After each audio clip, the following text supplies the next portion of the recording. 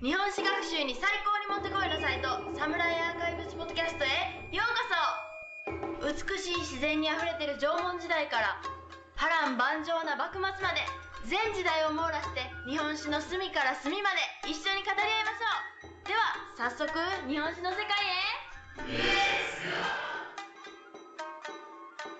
Welcome back to the Samurai Archives podcast. This is Chris, your host, and today we'll be discussing the 8th century military defense statute of the Yoro Code, aka the Yoro Ritsuryo. Well, that's a mouthful. Anyway, the defense statute codified and defined the hierarchy of the Yamato army, and we'll get into the whys and hows, as well as the nuts and bolts of translating such a document. So here we go with myself, Nate, and Travis for part 1. So going through the Yoro Code promulgated in, was written in 720 and then promulgated a little bit later, but it essentially is one of a series of codes, legal codes, written in the late 600 and early 700s, which outline the structure of the Yamato state, or what we would come to know as Japan. At that time, underneath the emperor in Nara and later Kyoto. So we're looking at the 17th chapter, the 17th chapter of the Yoro Code, which outlines the structure of the military. So I should probably jump in and say, so who wrote these codes? Was a guy named Bob, and it was courtiers in service of the state. So particularly Emperor Tenmu at the time that I'm looking at it with the Yoro Code. So, it was the court functionaries who were responsible for putting this together, and they the reason that there's a creation of a military was because at the time there was some concern. They had recently been pushed off the Korean peninsula by a combination of forces from the Tang and Silla, and were afraid that, well, number one, they had gotten their butt kicked, so that's a good impetus, for restructuring your military, because why would you keep it the same way that wasn't working? And number two, there was concern that, now the actual islands of Japan were in danger of being invaded. Once they'd been pushed off of the Korean peninsula, the next possibility was that the Tang forces would cross over into the Japanese islands. Okay. I don't want to derail it, but do you think that was a distinct possibility at the time? Not really. This is completely not my area of expertise, the history at this time. But if you read through a couple books in English that address this, would be Joan Pigott's. Dang it, I'm blanking on the title, and it's right over on my bookshelf where I can't see it. Emergence of Japanese that Kingship? One. Yes, that one. Yeah, Pigott's book, Emergence of Japanese Kingship, then also Friday and Ferris.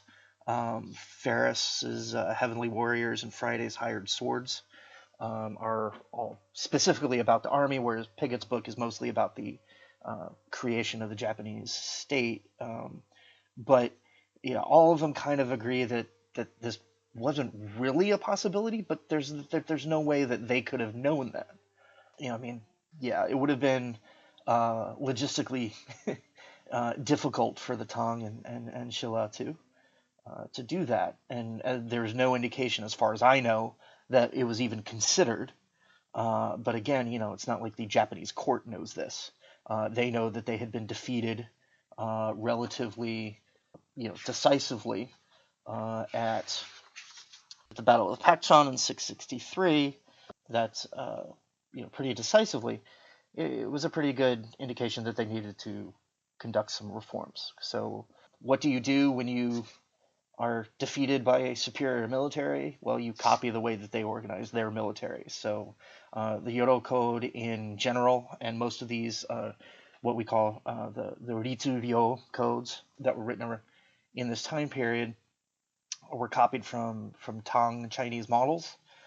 So they did the same thing with this. This is a copy of the Tang Ritsuryo Code section, and then which they have adapted to fit a Japanese structure.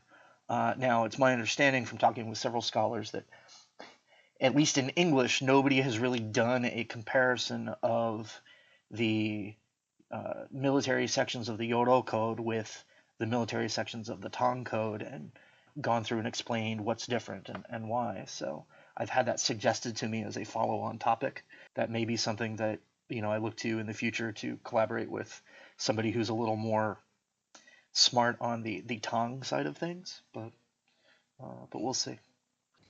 All right, so in going through what I did, and we'll talk about the kind of the process of this later, but I looked at the code. I did a what's called a gloss or like a summary translation for the vast majority of the 75 different articles within this legal code.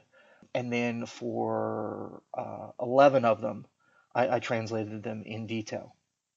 But yeah, so basically what this law does, what this particular chapter of the law anyways, chapter 17 does, is it sets up the structure of a national, to use the word, even though that can be problematic, but it sets up a national military, an army. So, responsible to the capital, which at this point is Nara, and the emperor and the court. So, in one of the problems that has been noted about the army at Pekchon and before this was that it was a patchwork force which relied on regional powerful nobles to gather together military forces themselves and then deploy over to the Korean Peninsula in service of the Yamato court. Well, this wasn't a very efficient means of raising troops, nor was it a very efficient command structure, and is at least seen in the writing I've seen on it is blamed for the reasons that they lost that battle and were not successful in Korea. I mean, I'd have to do more research into it. I'd probably assume that it also had to do with the fact that the Tang had a lot more military force available to them and were fighting on ground and that was friendly to them in the form of Silla in Korea, one of the Korean kingdoms. So that's I can't give any like clear analysis of that particular battle or what was going on there. But the point is that this is what the Japanese at the time decided, was that they needed to restructure their army to make it more effective, and also so that they had an efficient means of raising large numbers of troops at a moment's notice because of the fear of invasion that was that had come about because of this situation. So then the 11 articles, the 11 articles that I looked at talked about the structure of the Gundan, which for our purposes will translate as the regiment.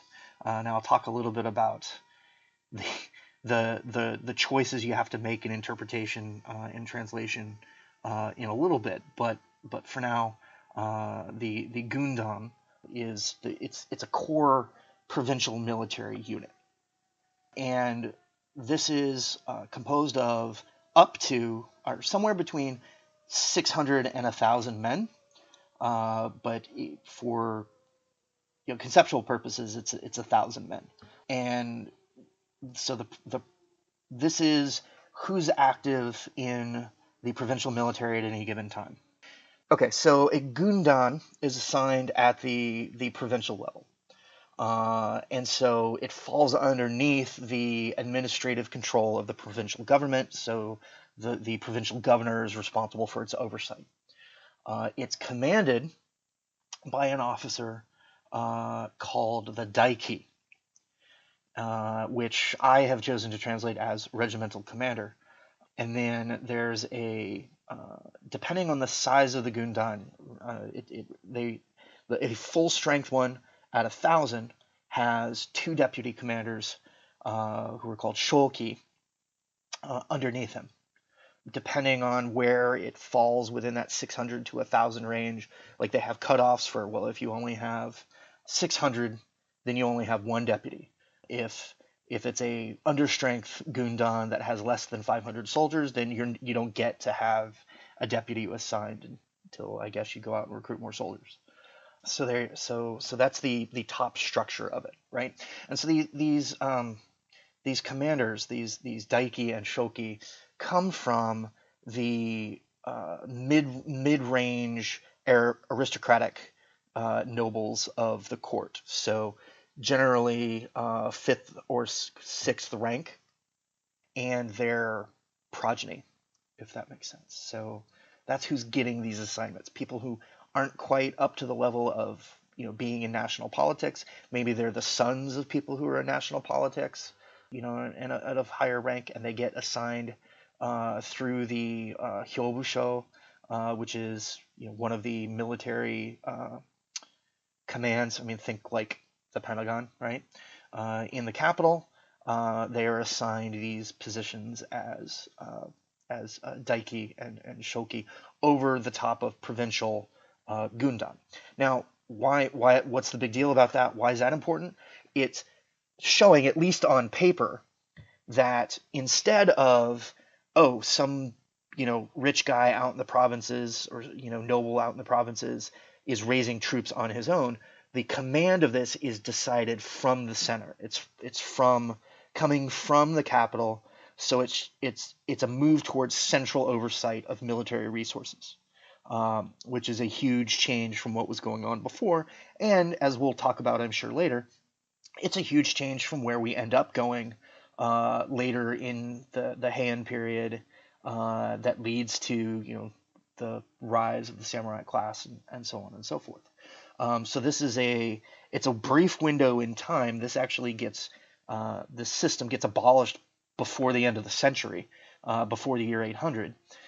But there's this brief window of time where the central government is exercising complete control, at least on paper, of the military within the country. So, all right, so that's the top level of commanders, right? And then so underneath them, they had subordinate officers who commanded different size units, right? So then you have, so some of these, you have the koi, who commands 200 men, a ryosui, who is in charge of 100, and a taisei, who leads 50 men. So is that a hierarchy where you'll have like 2 of the guys that command 50 under 1 guy that commands 100, or how does that work? So that's an excellent question. That would be the assumption. However, there seems to be a little bit of debate on that. I think that makes sense, and I think that's the way, when I read the different articles, that's what it seems to be suggesting to me. The problem is it doesn't necessarily give, like, so for instance, it says these people, these officers, the koi, the ryoshi, and the taisei, command these numbers of people, right? But unlike the gundan, like where it says, okay, a daiki commands a gundan, right? It doesn't give a unit name to what the koi and the ryoshi command in the text, right? So it just says they command 50. It says they just command these. Well, so you gotta have some evaluation of what it's doing, right? Like, I think we'll get into like the scholarly treatments of this later, but one person I read kind of just ignores both of these, and doesn't even talk about it. Another one says, well, apparently found somewhere else that a ryosui commands what's called a ryodan, which is 100 men, and so he believes that that's a subordinate unit of the gundan, but he also skips the koi. I think it's a reasonable assumption to say that, okay, a 1,000-man gundan was made up of 5 200-person units that were commanded by koi, and then underneath that, each koi's unit, whatever we're calling it, of 200 men has two 100-man units underneath that, commanded by ryosui, and then each of those has two 50-man units commanded by a taisei. Now, And when not one of those have none of these units have like unit names or terms to refer to each of these units? so the taisei does. The 50-man unit is called a tai, and it's the same tai. If our listeners are familiar with kanji, it's the same tai that just means like military unit today. So, like if you were to say guntai, right, military unit, it's that tai. So that was in the time of this, according to the Yoro Code text, a tai was defined as a 50-person unit. Okay. Now below that, there are units listed. There's a ka, which is a 10-man squad, and then a kumi, which are 5-man teams. Again, each of these it's not spelled out where it doesn't say, okay, so two Two kumis kumis make the to a. ka, Oh, okay.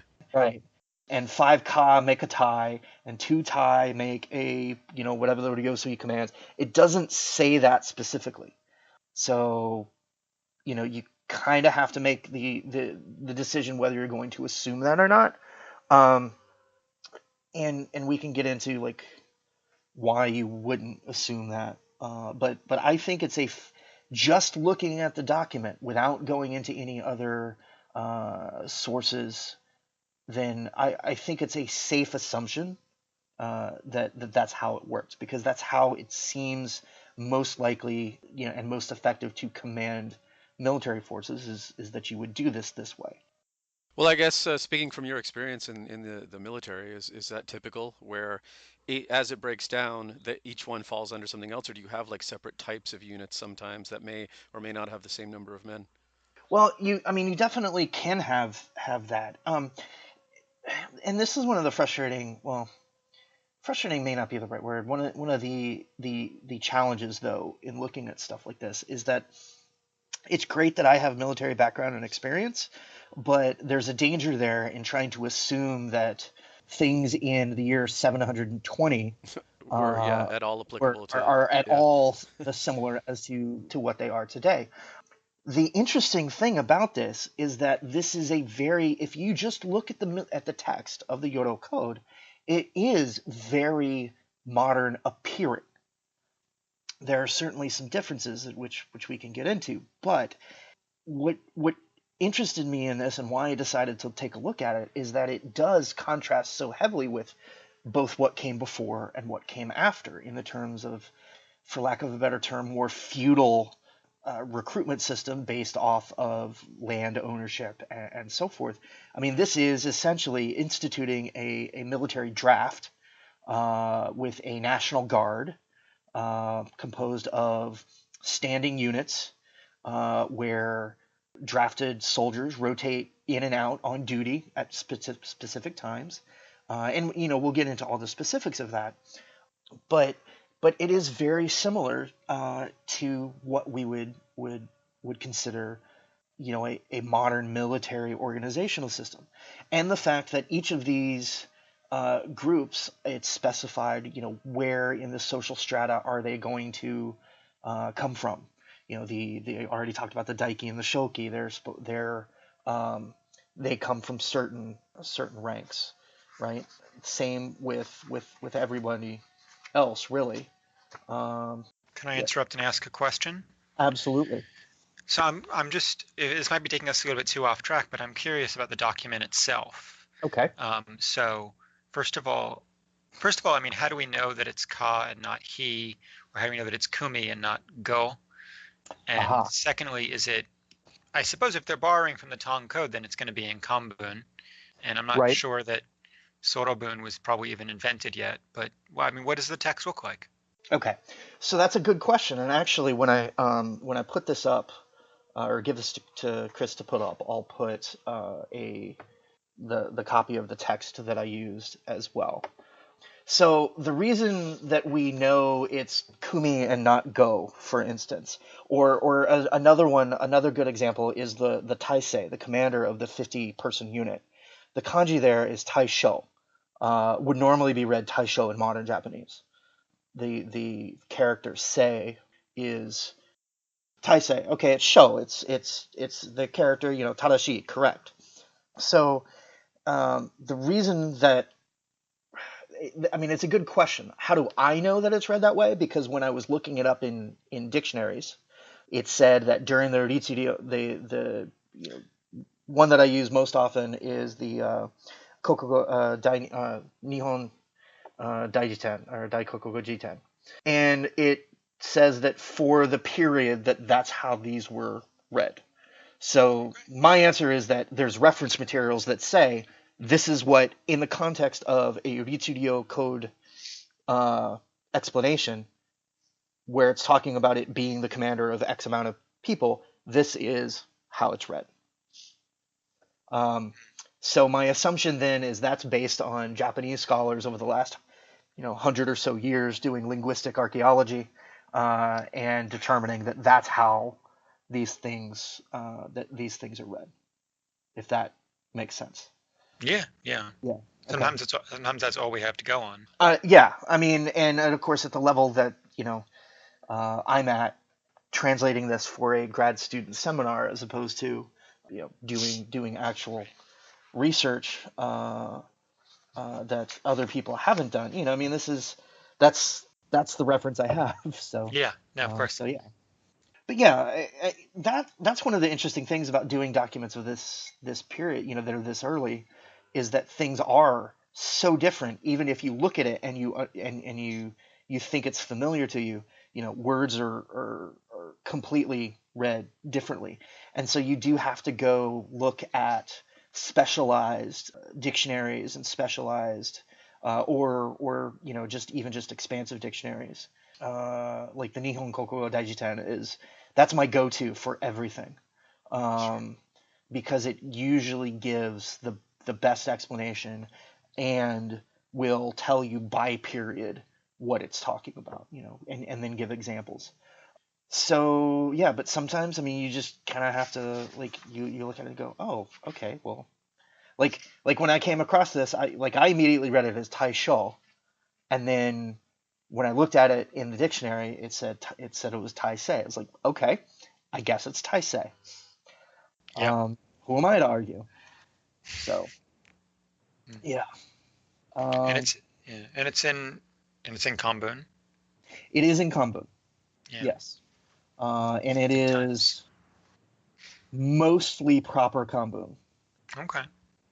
So for the listeners, can you define kanbun Uh, maybe. Hmm. roughly? Travis, help. No. Yeah. So the way that I normally explain Kanbun to people who are unfamiliar and ask about it is I say, well, We're probably fortunate enough to not have to read it.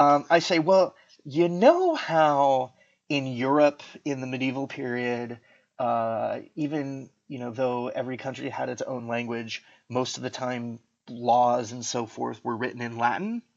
And they're like, yeah. I said, well, it's kind of like that, where Japan in all of its legal documents, in most of the ancient and medieval period, used Chinese to write things down. Now that's not a perfect analogy, but because there's a lot of variation in Kanbun, and of course Travis just mentioned Sorobun, which is another variation. But basically it's using ancient medieval Chinese to write down Japanese document. Now, a scholar of China will tell you that Kambun is not good Chinese most of the time. And reading it is interesting because you have to, well, I mean, I guess other people have different methods of doing it. What I do and what I've been taught to do is first take the Chinese, okay? So you have to, since it's written in Chinese, it's written in Chinese grammatical order, which is very different than Japanese grammatical order. So the first thing you have to do is figure out the grammar patterns, figure out what character in a sentence is the verb, and what's an object, what's a noun, what's the subject, what are modifiers, what's everything doing, and then put it into a coherent order. Now there's certain rules that are used in straight Kambun, which is called Jun Kambun, that help you figure all this out. And oftentimes edited texts will provide editorial markings, which are designed to help you go through the text and understand, okay, here's the way that it's presented in Chinese order, but this is the order that you should actually read it in to get it into a Japanese word order. The problem is this text wasn't really difficult in that regard, but I've worked with other texts, especially in my own period of specialty, the Sengoku period, where they're called hentai Kambun, which is non-standard Kambun. It's basically Kambun written by people who aren't 100% literate in Kambun. So very often it'll be strings of Chinese characters, the kanji, but not in a Chinese grammatical order.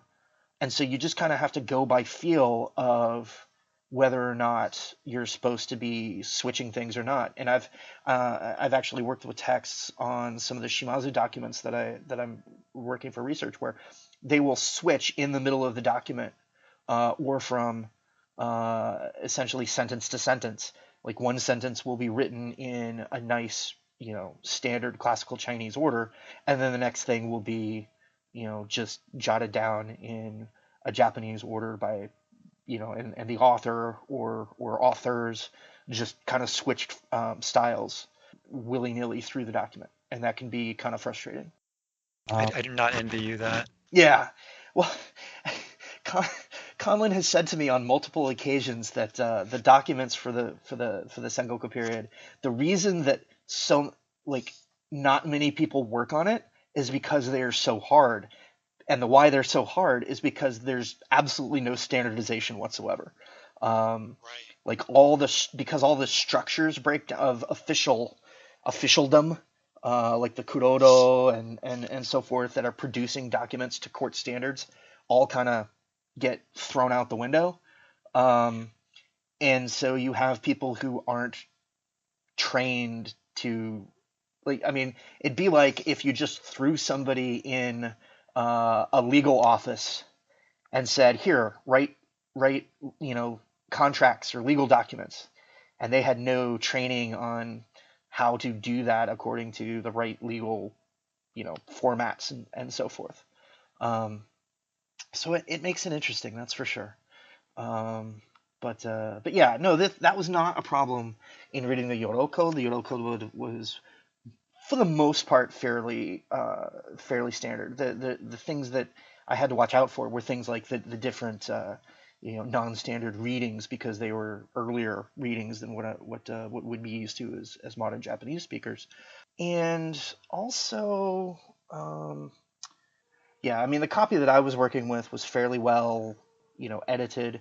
It's about 22 pages of text, Japanese text, and it's organized by articles. So there's an article heading, and then the main entry, and then there's commentary, which I'm sure, Travis, you've seen before in older documents, or edited documents. Though it's commentary written by people in the period to explain either what they just wrote or somebody else coming along to explain what had been written. to make it easier. Now, when I did my translation, I did not translate the commentaries word for word because in many cases they were simply redundant. And in other cases, it made more sense for a workable translation to fold it into the main text rather than do it word for word. So I made that choice stylistically. But yeah, this was the text I was working off of. Like I said, it's fairly well edited with both the kairiten, which are the marks that help you go back and forth with the order, and also suggested reading marks for some of that help you fill in some of the grammar.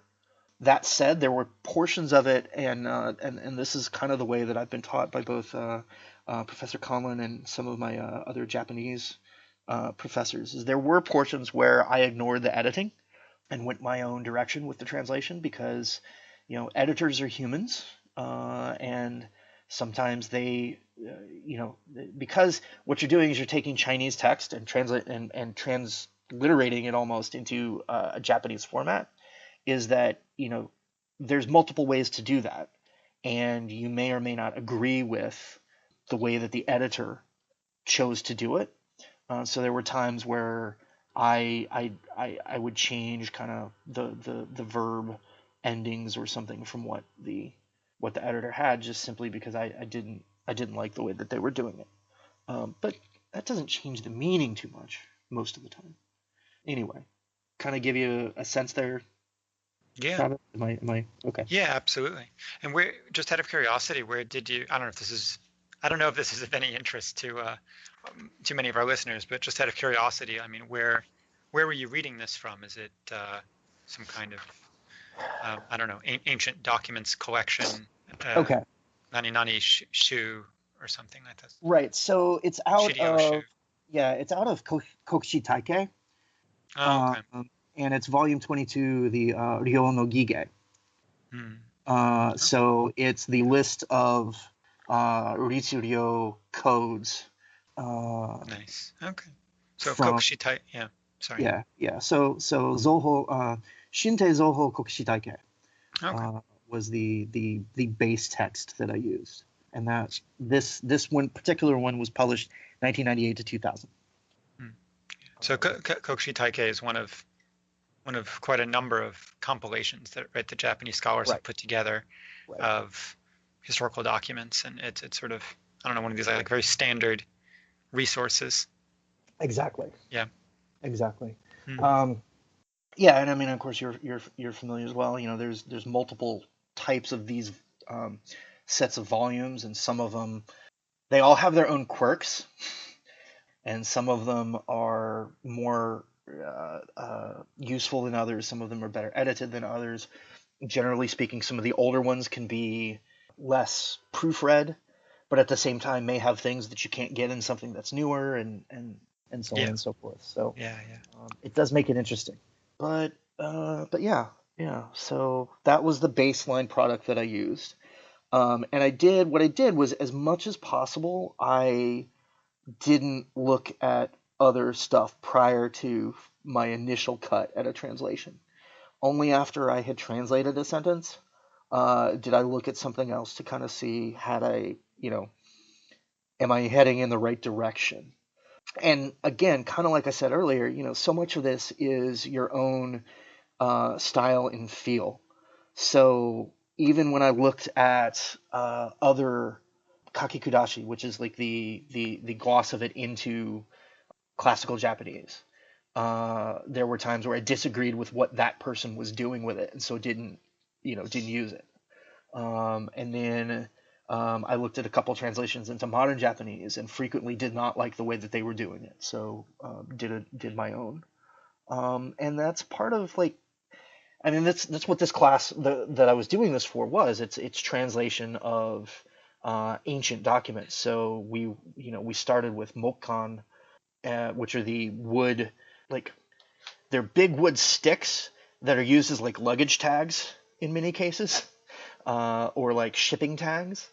In, like, from, I think the earliest one we looked at was from the 500s maybe. all the way through Heian period court diaries and so forth. So it was a lot of documents, a lot of types of documents that I hadn't seen before, and it was really good. But one of the things we did with these legal codes, and so I chose to do this for my project. But yeah, a lot of it is just so much getting used to so many different kinds of documents and getting familiar with their own idiosyncrasies, and then where they're found, whether it's Kokushi Taikei, or some of the other compilations. Just knowing what to look for in those. So. Yeah, I've just found, going through my own research at the stage that I'm at now, Mm-hmm. it's just really interesting.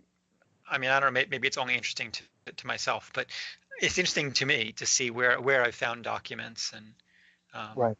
yeah. So anyway. Yeah. Well, I'm getting ready for that. I'm going to be in Japan this summer doing a little bit of work, so I'm gearing up for where do I go look for things, and how much of it can I find here versus where I have to go to some small little archive in rural Kagoshima, which I'm sure you're familiar with. Yeah. Yes, I missed out on going to Kagoshima last time around, Oh. so I'm probably going to end up in Kagoshima this summer as well. Oh, okay. Yeah. Anyway, all right. Yeah. Well, enough inside baseball here. Sorry. All right, that's it for part 1, so stay tuned for part 2 coming soon. And I want to thank the patrons on Patreon for their support. And if you haven't checked it out, please head over to patreon.com/Samurai Archives to see how you can support the podcast and get early access to new episodes, access to bonus content, and other goodies. Also, be sure to tell a friend about the podcast, and then they'll tell some of their friends, and those friends will tell some more friends, and pretty soon we'll have a podcast version of Junshi, except that nobody dies and more people are listening to the podcast. It's a win-win. So, thanks again, and see you next time.